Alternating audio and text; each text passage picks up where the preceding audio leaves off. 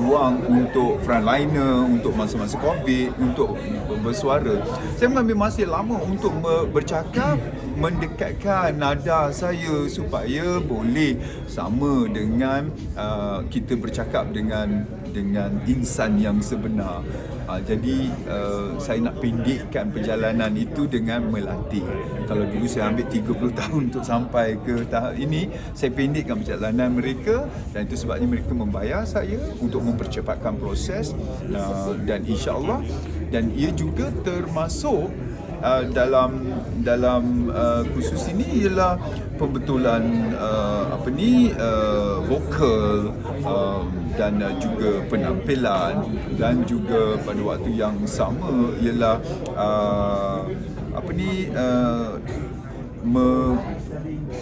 meluahkan rasa. Yang ini ada kena mengena dengan lakonan. Lakonan ini perlu kadang-kadang orang ini dia terlalu perjalanan hidup dia dah memang keras begitu kan. Jadi dia tak dapat membentuk emosi dia. Jadi di sinilah saya tak pernah melalui putus cinta, jadi dia tak boleh nak sampaikan berita yang mengenai putus cinta umpamanya. Saya tak melalui kehilangan anak, saya tak dapat sampaikan untuk melalui berita mengenai kehilangan anak. Jadi di sinilah asimilasi teknik lakonan yang perlu ada. Maknanya kita mengambil pengalaman orang lain masuk ke dalam pembacaan kita. Jadi ia mewakili golongan itu.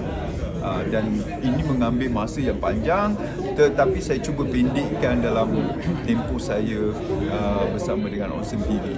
Tadi Pak Niel ada cakap juga kan, macam sekarang ni Pak Niel lebih orang kata selesa untuk di belakang tabir daripada ke depan. Mungkin saya dah 30 tahun dan saya telah mendapat pengiktirafan yang sangat tinggi dalam bidang saya ini. Dan apabila saya berada dalam, saya boleh kata medium baru sekarang ini, saya masih lagi aktif dalam medium baru ini. Tetapi sesuai dengan usia, saya harus kenakan penampilan usia saya, dan juga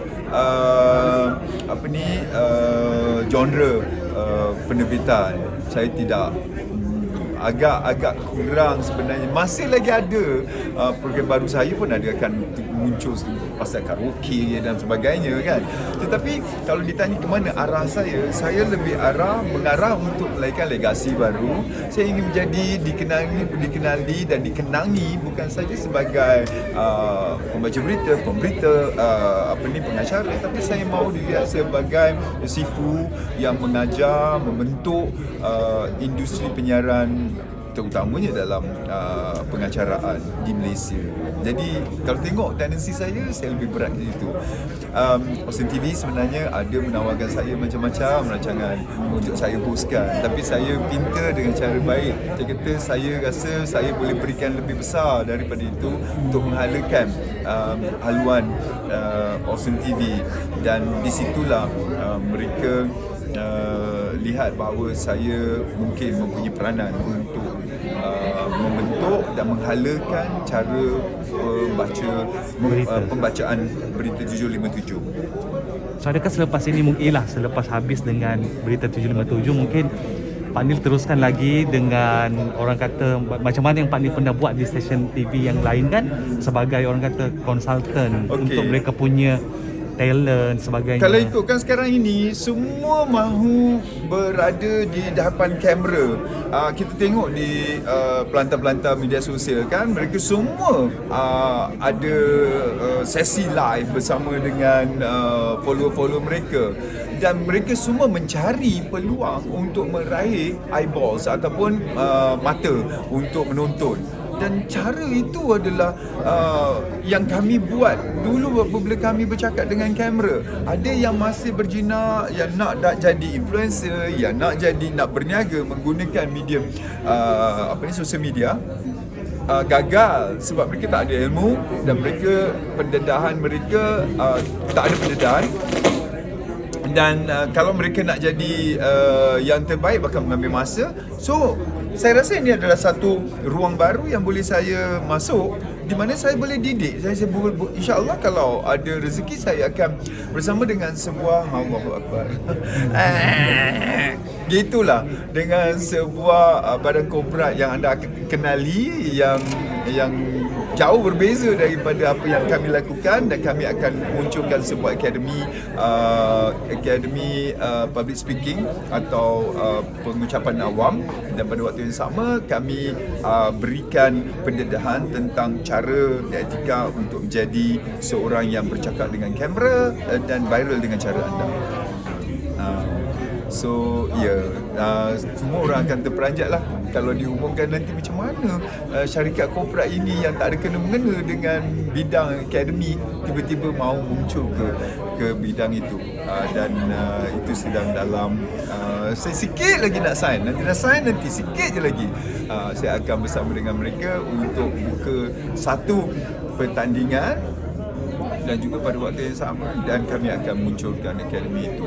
Jadi Awesome TV ini adalah permulaan yang baik untuk 2022 saya, untuk dilihat sebagai pembentuk cara pengacaraan yang mendahului, kalau mendahului era.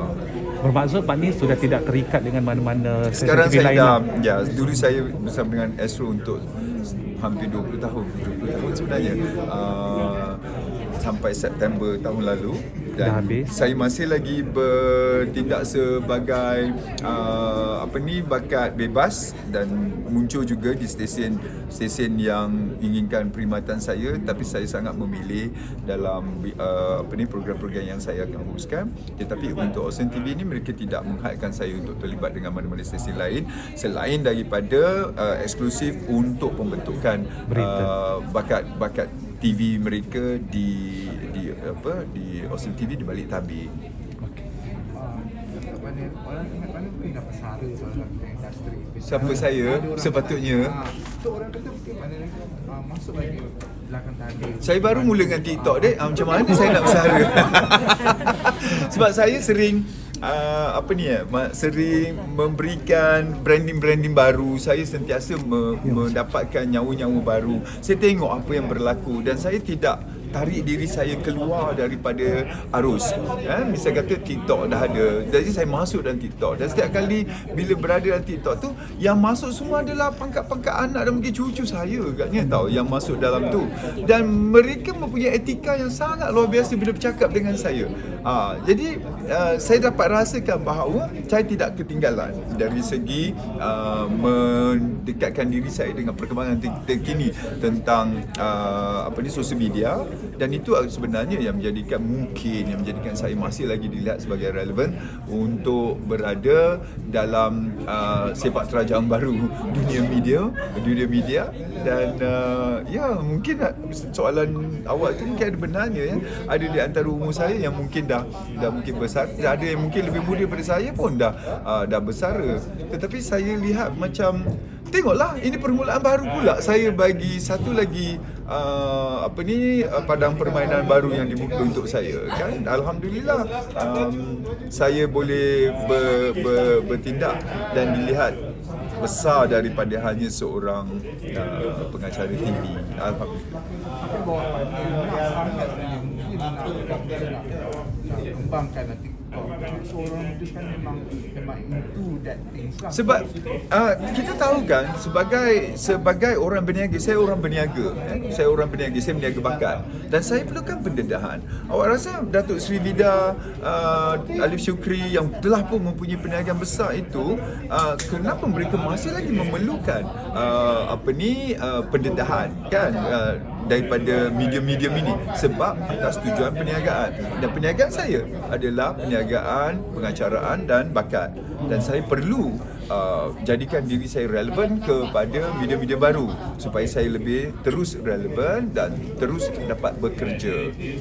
Seperti dululah saya dah cakap dah, aduh tanya Pak ni bila nak berhenti.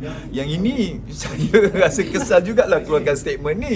Sebab saya kata saya bukan susu, saya tak ada expiry date.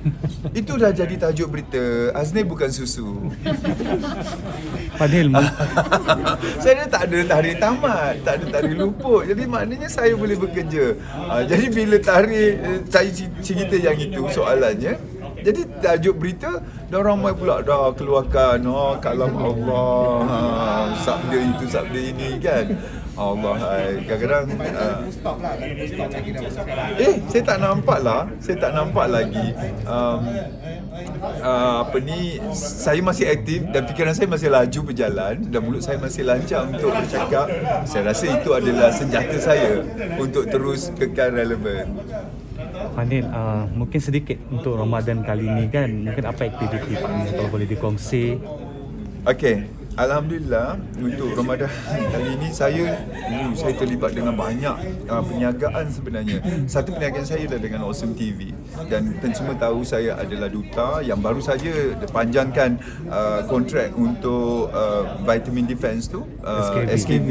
Saya masuk tahun yang ketiga bersama dengan mereka dan pada waktu yang sama saya bekerjasama apa lagi nampak dah lupa dah. Apa lagi yang sign kontrak apa lagi kita dengan sebuah hypermarket. Cepatlah.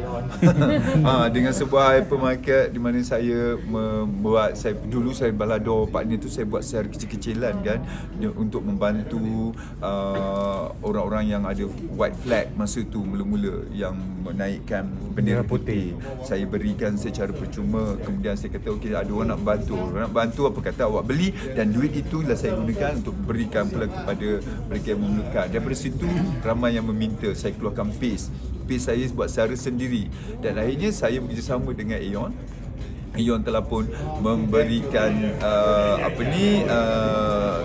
minat untuk mengeluarkan paste ataupun sambal balado saya dalam bentuk botol dan akan dipasarkan di seluruh Malaysia, 60 cawangan seterusnya semuanya dan dijual secara ready to eat. Maknanya orang boleh masak jam tu dan makan jam itu. Dan baru-baru ni saya buat promosi, alhamdulillah dalam masa sejam 300 pack. Alhamdulillah dan feedback sangat baik dan itu adalah tembusan saya.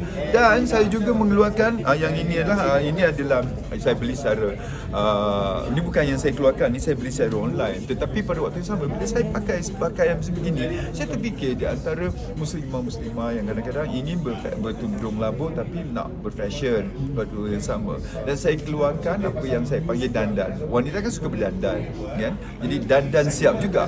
Maknanya ia adalah cape yang saya keluarkan dengan 11 warna dan hampir terjual habis dah dalam masa beberapa hari saya dan hari ini saya terpaksa repeat order. Maknanya cape ini akan digunakan oleh muslimah dan juga mungkin yang free hair digunakan sebagai fashion. Dia adalah penambah baikkan kepada mereka yang bertudung, mungkin bukan bertudung longgar tetapi mempunyai cape yang akan menutup susuk tubuh mereka dan very child nursing friendly. Kan. Mana mungkin kalau dikongsi juga ada tak macam aktiviti bersama dengan contoh Asnaf ke ada yang Oh ya, sampai bulan Ramadan kan saya punya impian adalah untuk kembali membawa anak-anak SBJT. Saya ingat Sekolah Bimbingan Jaminan Kasih untuk berhari raya. Sebenarnya saya nak surprisekan diorang dah bagi tahu gini kan. Saya nak minta sama kalau ada di antara